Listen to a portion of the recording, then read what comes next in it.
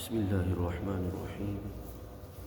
اللهم صل على سيدنا وحبيبنا ونبينا ومولانا محمد وعلى آله وصحبه وبارك وسلم. رضيت بالله ربا وبالإسلام دينا وبمحمد صلی اللہ علیہ وسلم نبیا ورسولا. معزز ناظرین، السلام علیکم ورحمۃ اللہ وبرکاتہ. قرآن مجید فرقان حمید کی سورہ فاتحہ شریف سے تسلسل کے ساتھ گفتگو آپ کے سامنے پیش کی جا رہی ہے. رب ذوالجلال جل وعلا نے قرآن مجید فرقان حمید کے اندر بہت سارے مقامات پر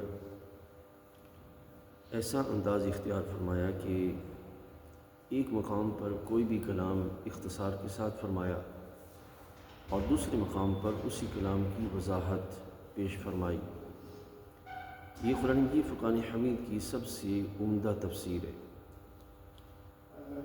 رب ذوالجلال جل وعلا سورہ فاتحہ شریف میں صراط مستقیم کو جو بیان فرماتا ہے کہ ان لوگوں کا رستہ جن پر تو نے انعام فرمایا، تو یہاں انعام یافتہ دو طبقات ہیں. ان کے لحاظ سے قرآن مجید میں ایک دوسرے مقام پر اللہ تعالیٰ ارشاد فرماتا ہے کہ وَمَن يُطِعِ اللَّهَ وَالرَّسُولَ فَأُولَٰئِكَ مَعَ الَّذِينَ أَنْعَمَ اللَّهُ عَلَيْهِم مِّنَ النَّبِيِّينَ وَالصِّدِّيقِينَ وَالشُّهَدَاءِ وَالصَّالِحِينَ. انعام یافتہ جو طبقہ ہے ان میں سب سے سر فہرست رب ذوالجلال جل وعلا نے جس گروہ کا تذکرہ فرمایا وہ ہیں حضرات انبیاء علیہ السلام. تو یہ سب سے زیادہ انعام یافتہ طبقہ ہے. اس کے بعد دوسرا گروہ ہے حضرات صدیقین، صدیقی، اور تیسرا ہے شہداء، اور چوتھا ہے صالحین.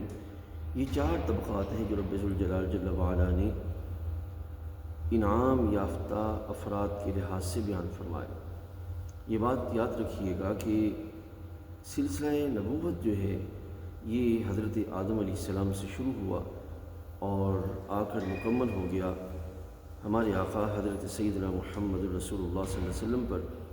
قرآن مجید میں رب ذوالجلال نے ہمارے آقا صلی اللہ علیہ وسلم کے لحاظ سے ارشاد فرمایا کہ ما كان محمد ابا احد من رجالکم ولكن رسول اللہ وخاتم النبیین. کہ نبی مکرم صلی اللہ علیہ وسلم کی ذات اقدس کو بیان کرتے ہوئے کہ آپ مردوں میں سے کسی کے باپ نہیں ہیں، لیکن اللہ کے رسول ہیں اور نبیوں میں سے سب سے پچھلے ہیں. تو یہ اپنے ذہن میں رکھنا ہے کہ اگلے جو تین مراتب ہیں صدیقین، شہداء، صالحین، ان کے لحاظ سے کہیں بھی خاتم کا معنی خاتم کا لفظ رب تعالیٰ نے بیان نہیں فرمایا. یہ نبوت کا سلسلہ ہے جو کہ آ کے ہمارے آقا صلی اللہ علیہ وسلم پہ جو ہے وہ اختتام پذیر ہوئی. تو اب آپ کے بعد جو ہے وہ کسی طرح کا کوئی نبی نہیں آئے گا. یہ بات بھی واضح رہے کہ ایسا نہیں ہے کہ ہمارے آقا صلی اللہ علیہ وسلم سب سے پچھلے ٹھہرے اور اس لحاظ سے جو ہے وہ آپ کا سب سے آخری نبی ہونے کے سبب جو ہے وہ فضیلت ہے. نہیں، ایسا نہیں ہے، بلکہ ہمارے آقا صلی اللہ علیہ وسلم چونکہ اللہ تعالیٰ جل وعلا کی بارگاہ میں سب سے افضل تھے، چنے جا چکے تھے، انتخاب ہو چکا تھا، اور وہ جو سب سے افضل تھے وہ سب سے آخر میں جو ہے وہ تشریف لائے حکمت کے تحت.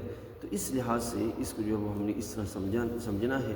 اسی طریقے سے لفظ خاتم کی جو ہے وہ دائیں بائیں جو مختلف طبقات ہیں، خاص طور پر ایک گروہ جو قادیانی ہے وہ اس کے مختلف معنی لے کر اور اس کی بنیاد پر اپنے لیے دروازے کھولتے ہیں. تو یاد رکھیے خاتم النبیین کی رسول اللہ صلی اللہ علیہ وسلم نے خود وضاحت فرمائی کہ انا خاتم النبیین لا نبی بعدی، کہ میں آخری نبی ہوں، میرے بعد کوئی نبی نہیں ہوگا. تو اس لحاظ سے انعمت علیہم میں جو طبقات ہیں ان میں سب سے پہلے کون ہیں؟ حضرات انبیاء علیہ السلام. ان کی اتباع میں حضرات صدیقین، شہداء اور صالحین. تو اس پہلو کو سمجھنا اور اپنے ذہن میں رکھنا ازحد ضروری ہے تاکہ ہم قرآن مجید کی تفسیر میں کسی بھی کمزوری سے اپنے آپ کو بچا کے رکھیں اور اس پہلو پہ رہیں جو پہلو اللہ تعالیٰ اور اس کے رسول علیہ الصلوۃ والسلام نے ہمیں عطا فرمایا ہے. السلام علیکم ورحمۃ اللہ وبرکاتہ.